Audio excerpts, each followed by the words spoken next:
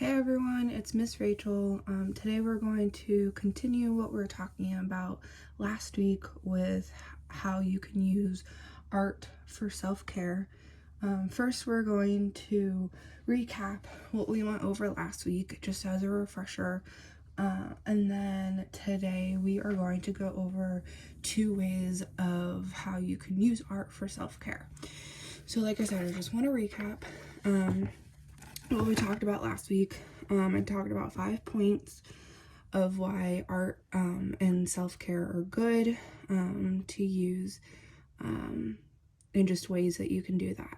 So the first one is art enhances self-knowledge and self-expression. The second one, art connects us to others.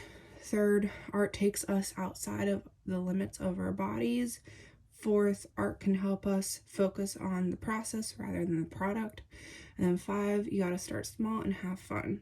So if you did not watch my video last week, totally fine. If you want to learn more about these ones, go check out my video. I kind of go a little bit further into that, of what they are, of what I mean for these. So today we're going to do one of 2 things. The first way, you will need a piece of paper, colored pencils or markers, and we're going to draw your mood. So say if stress and anxiety have got you down, try drawing exactly what that mood looks like. Try not to tell yourself whether it's right or wrong, and let your mind go. Express the mood through colors, shapes, or any images that come to mind. Once you have your mood and art on your paper, I want you to do one of 2 things. 1, either crumple up the paper and throw it away, or 2, maybe you aren't in a bad mood and you like how your drawing came out. Keep it and hang it somewhere so you can remind yourself of this feeling. So I'm gonna do it. I'm gonna keep this one pretty simple. I have done this, if I can pick up my pencils. Actually, I wanna do it with markers. I have done this before, and I have done it on like a poster sheet. And it has gotten pretty crazy.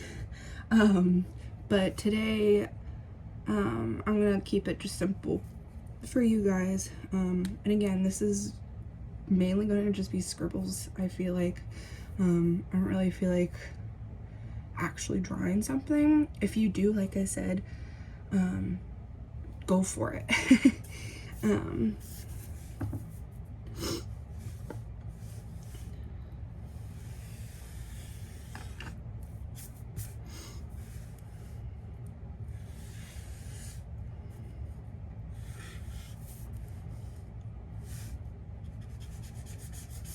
Again, I have no rhyme or reason for this, so if you guys are like, oh, she's just doing this on purpose, I promise you I'm not. I did not really think about at all what I was gonna draw before this, because I wanted to keep it real with you guys. I feel like your mind kind of just tells your hand sometimes unknowingly what to do, and maybe you do know. Maybe you're like, oh, I know why I drew this, because I'm feeling this way. I feel like I am kind of just everywhere right now. Not in a bad way. I just feel like many emotions are present. Again, I kept this very quick and short, so if you want to continue, go for it. If you want to even do the back side, go for it. I am now going to crumple it up. Not because I'm not proud of these feelings, but because I just feel like it's something fun to do as well. But it's just something that I want to release as well. So we're gonna just crumple it up. And I'm gonna throw it in my trash can over here. So the second way that we are going to practice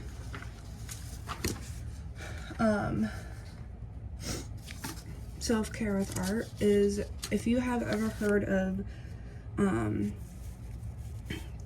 bullet journaling, or just mood tracking. This is what this is. So I did not start in January or February with this. But these are the ones, and I'll explain what this is. So that's that. I did start in March, however. So I'm gonna explain. Now, another way you can use art as self-care is by using a daily mood tracker. Mood trackers help you see maybe a time in your life when you were upset or happy and reflect on it. They also allow you to have a visual of how your days in the month went. Taking a few moments each day to focus on your mood in a creative way can be a great addition to your self-care routine. If you want any of these, please message me on Facebook, because I have them all the way up until the end of this year, and I can quickly go through those too for you guys. So yeah, so I did the March one, and I filled out the chart at the bottom first, and then I just went through my days. You can see, I think you guys can see. You guys can see I did some days half, and that's because my mood changed, and I realized that, so I made sure to document that. There was a lot of stressful days in March, but I mean, that kind of makes sense because of everything that's been going on. But it is interesting to go back and see why I had these mood changes, or kind of just reflect on what was going on. So what I have been doing is just been doing half of whatever is on the paper, so that later in the day I can do the second half. It might be the same, it might be different. Like you guys can see, I have some that are same, some are different. But today is the 17th. I know this won't be on until the 21st, I believe, but oh gosh, today so far I am happy because it's Friday. So I'm just gonna fill out half of my little bird here for April, and I'll continue doing this because it's a lot of fun, and it's also really interesting, like I said, to see where I was at during this day or week, because you can kind of see some patterns. But that's April, and then I won't show all of them because it's a lot. But if you guys, like I said, are interested, please reach out to me on Facebook for more of these. And you can do your own design. Say these are too girly, or I don't know, or you just don't like how they are. You guys are more than welcome to draw out your own. And if you do that, I really would like to see them, because I think that's a really cool idea. So now I have a question for you guys.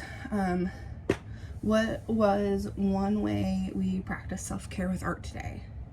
And then I just want to conclude that art is just another option you have to be able to practice self-care. But with art, there are many ways to be able to do that. I hope that what we talked about, and that one of these ways helps you to be able to see that art is helpful to process emotions and release negative thoughts.